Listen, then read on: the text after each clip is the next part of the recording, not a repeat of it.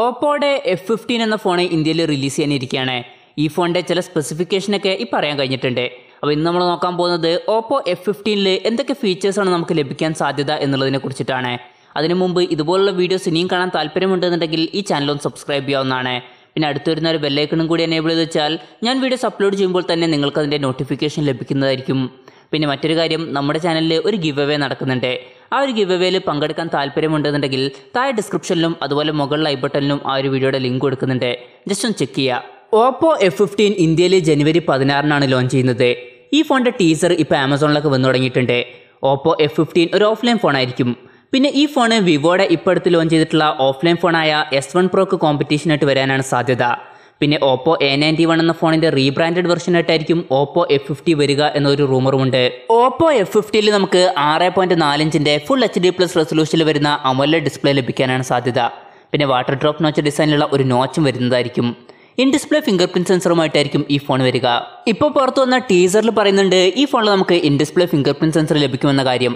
അപ്പോൾ ഈ ഫോണിൽ in display finger print sensor ലഭിക്കുമെന്ന കാര്യം കൺഫേംഡ് ആണ്.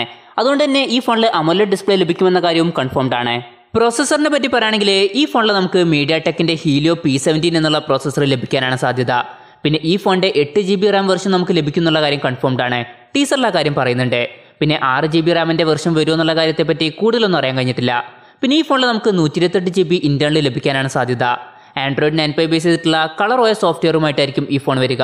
പിന്നെ കൺഫേംഡ് ആയിട്ടുള്ള ഒരു കാര്യം, ഈ ഫോണിൻ്റെ പിന്നിൽ നമുക്ക് 48 മെഗാപിക്സലിൻ്റെ ക്വാഡ് ക്യാമറ സെറ്റപ്പ് ആയിരിക്കും ലഭിക്കുക. അപ്പോൾ മെയിൻ സെൻസർ 48 മെഗാപിക്സലുമായിട്ടായിരിക്കും വരിക. പിന്നെ 8 മെഗാപിക്സലിലെ അൾട്രാ വൈഡ് ആംഗിൾ ലെൻസും 2 മെഗാപിക്സലിലെ മാക്രോ ലെൻസും 2 മെഗാപിക്സലിലെ ഡെപ്ത് സെൻസറും വരാനാണ് സാധ്യത.